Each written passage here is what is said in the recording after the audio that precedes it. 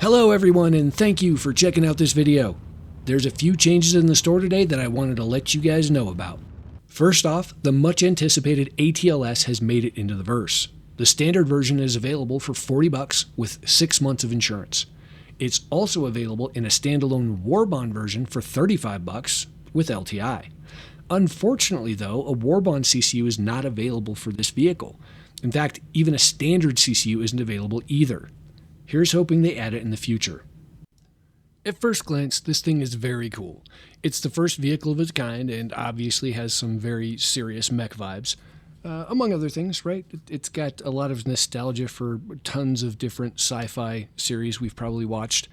And the first version is specifically built for loading cargo, but I think we can all imagine future versions or other vehicles built on the same platform that have very different purposes.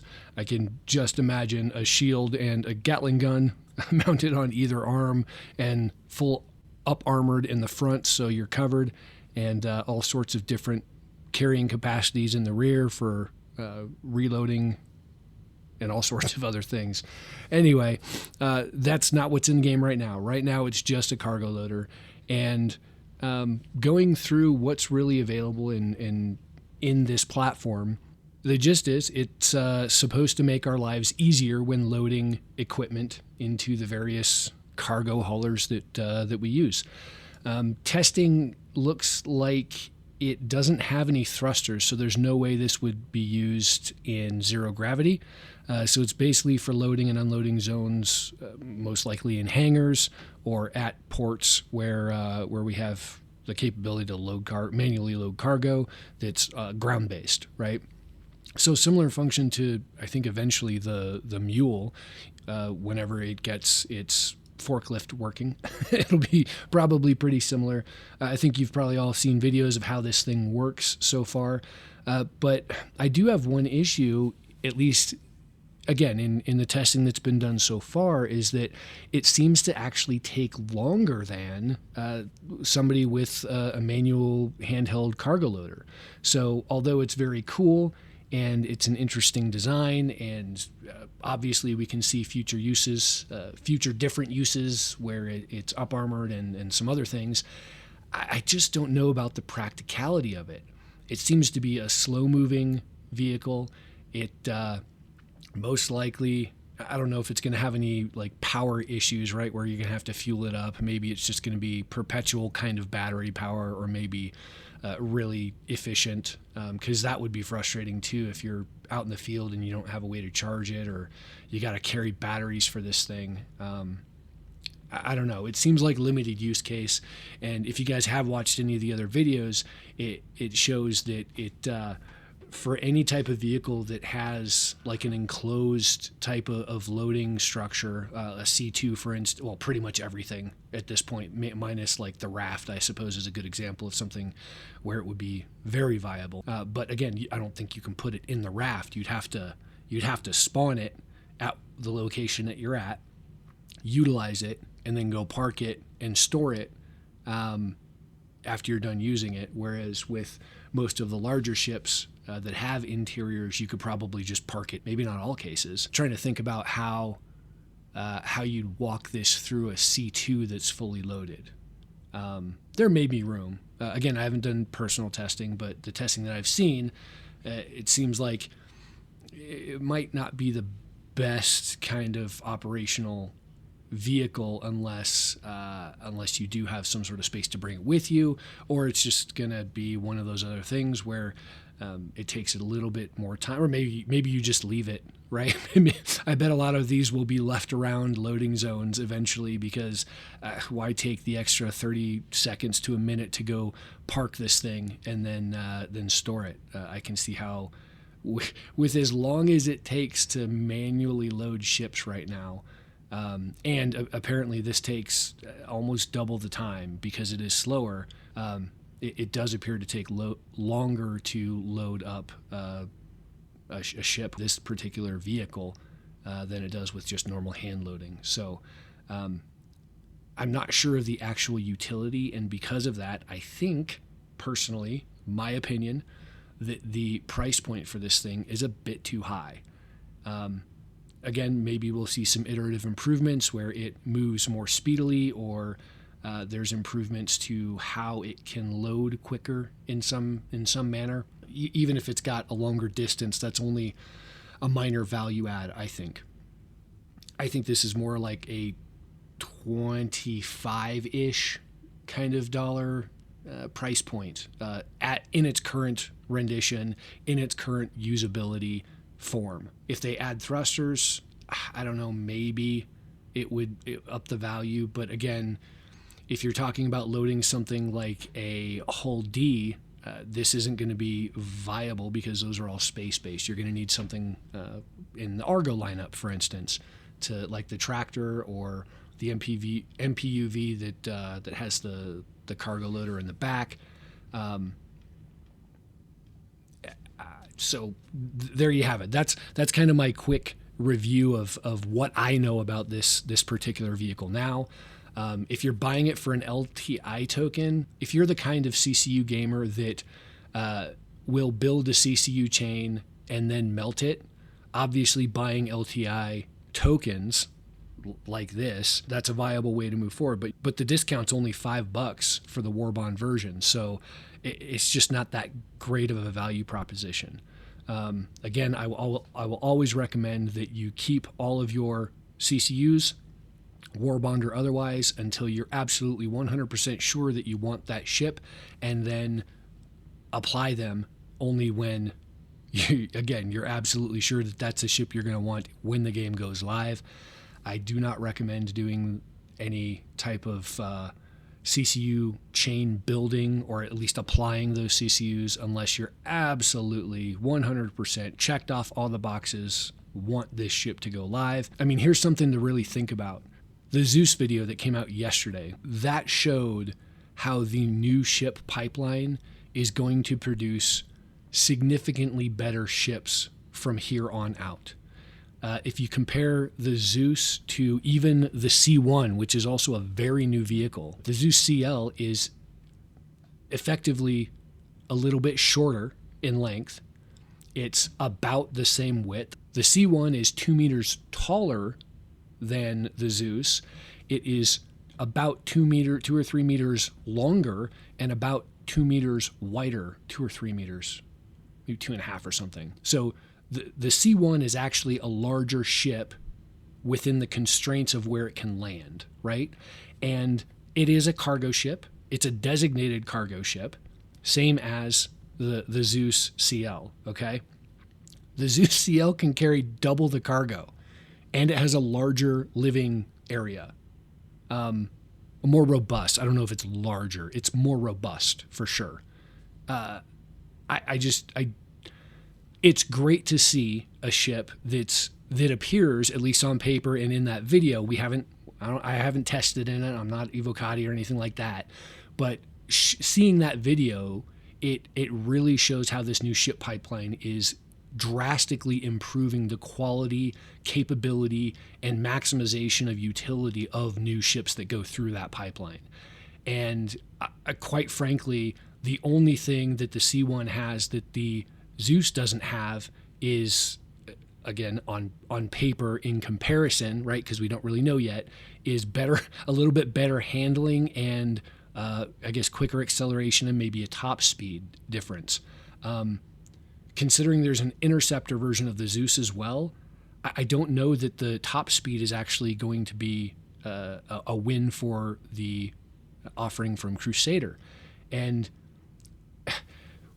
watching that video of the Zeus, again, I'm glad that they're making ships that are that good and that well built and that well planned out. But it kind of pisses me off that there's all of these other ships that I think now should absolutely go through that pipeline again from start to finish. I'm looking at the Freelancer. I'm definitely looking at the MSR. When the C1 is another designated cargo ship, and really the only benefit seems to be maybe faster acceleration and better handling, it's a cargo ship. This is not going to be an exceptionally great handling vehicle regardless. So that it just blows the C1 out of the water. And I have a feeling that as great as the C2 is, the Hercules series, right? I have a feeling Galaxy's going to just beat the hell out of it too in full capabilities when that thing gets produced again through this new ship pipeline.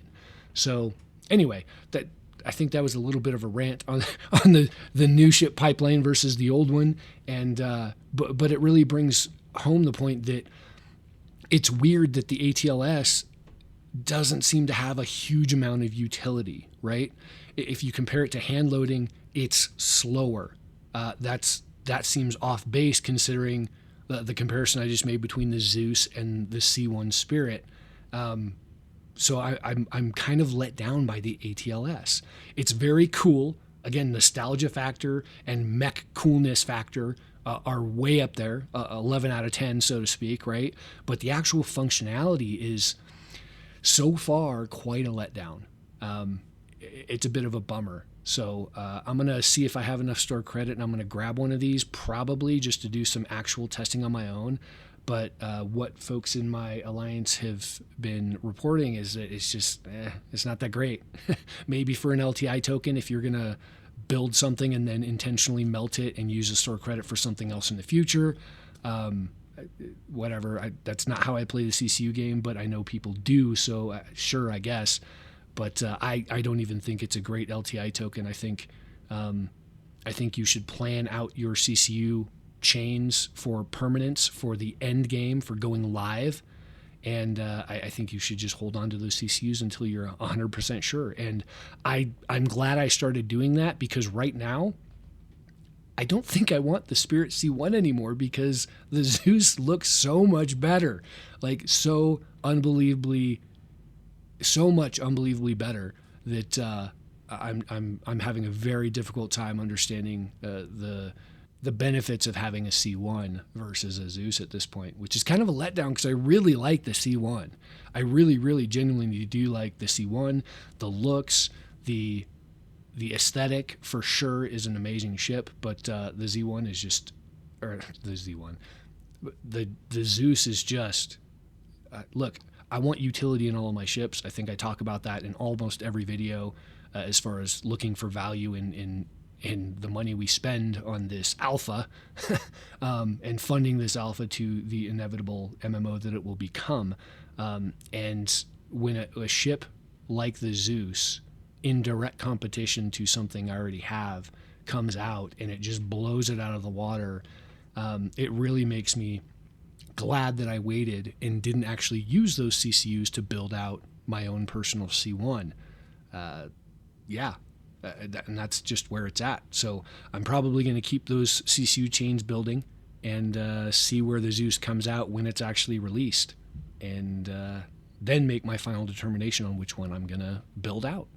Yeah, so looking over this chain, building for the Zeus Mark II, right? I just put this in the CCU game app, and it comes out to about a $60 ship. I do have about $25 that I need to spend. Most likely these are filler gaps. 5.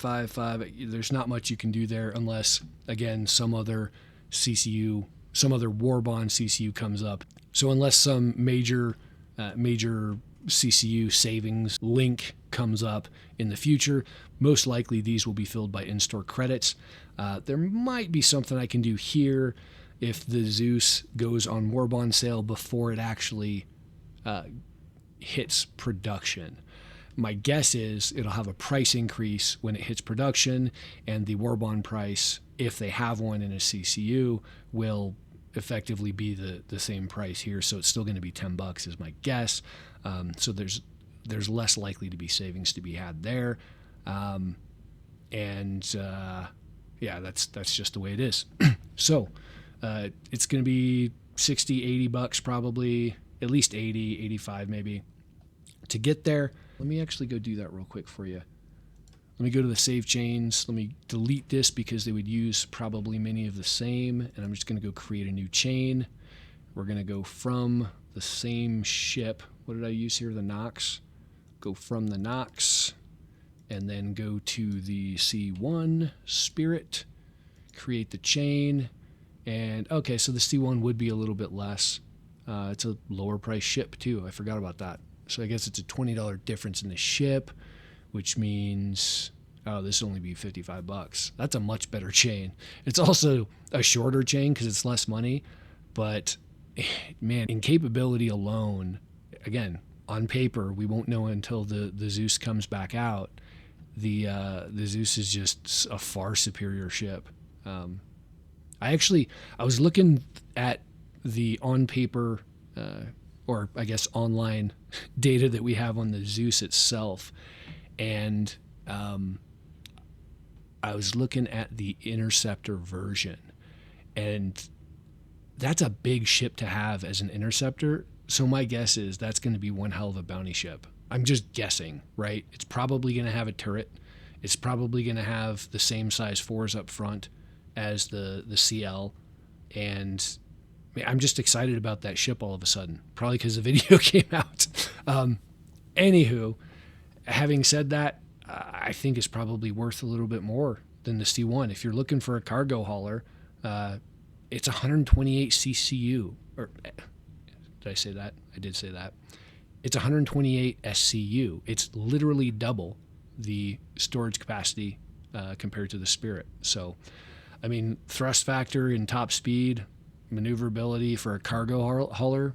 If ships start going through the pipeline that exists now, then who knows? All bets are off. So that's why I still recommend hold on to your CCUs until you're absolutely sure and we're closer to release.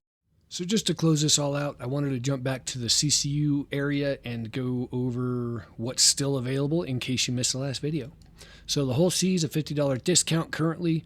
The Prowler is the best choice. Touring's a bad choice. Reclaimer is leaving too much money on the table. Genesis is a bad one. C2 is a bad one because of price point. That's the gist there. It's really the Prowler. Next up, they remove the C2 and they remove the Redeemer as well. So the next one is a Sabre Peregrine. It's a $15 discount here. Gladiator makes the good choice. SRV makes a decent choice. After that, you're leaving money on the table because the Prospector's 15 for 15. So it's an okay ratio, but come on, let's just maximize savings with the CCU game. So Gladiator or the SRV, those are your choices. Rolling down to the last one, the Freelancer Max is the last one that's still available. This is a $10 discount right off the bat, and the Cuddy Red is the best choice here. 350R is leaving too much on the table, and the Freelancer Dur so far is less likely to have Warbond because it just hasn't had one yet. There you go. That's the gist. I really do hope, I genuinely hope that all of the old ships, Freelancers especially, Cuddies, all of these, but basically every ship that you can see here. I mean, the Raft is pretty new. The C1 definitely. The Legionnaire will hopefully go through this process as well. The Talons, absolutely. The Cuddy Blacks, the Buccaneer even. Buccaneer's pretty sweet right now, but we'll see how things change, right? Even the Gladius. I think the Zeus, when it comes out, will show people what this team is really capable of, and we're going to look at all these old ships that we own or want to own or are building chains for, and we're just going to be like, yeah, y'all need to redo these. That's how I feel right now, so I'm sure it's going to be exacerbated when the Zeus actually releases.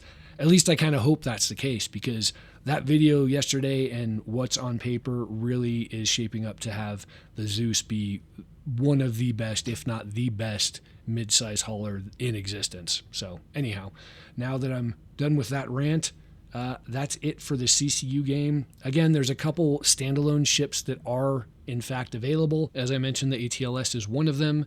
The Peregrine is available, and the Hull A or B, where's the Hull? Hull A has a Warbond still, as well as the Peregrine. So, well, that was a bit longer than I actually expected, so thanks for sticking around to the end. Please remember to like and subscribe if you found some value in this video. And remember, I am giving away this C1, not because I think the Zeus is a better ship at this point, but because this was a ship that I purchased a long time ago with the intent to give away on this channel, and the time has come. I just ran into some issues with the script I was using to basically choose a winner. the idea was that anyone who left a comment in the past would be entered. One comment equals one chance to win. All of those comments are going to be added into a list, and then one of them will be chosen at random.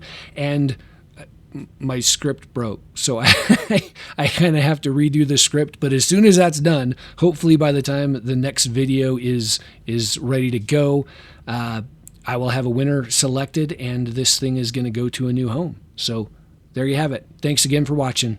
Zi-Tek out.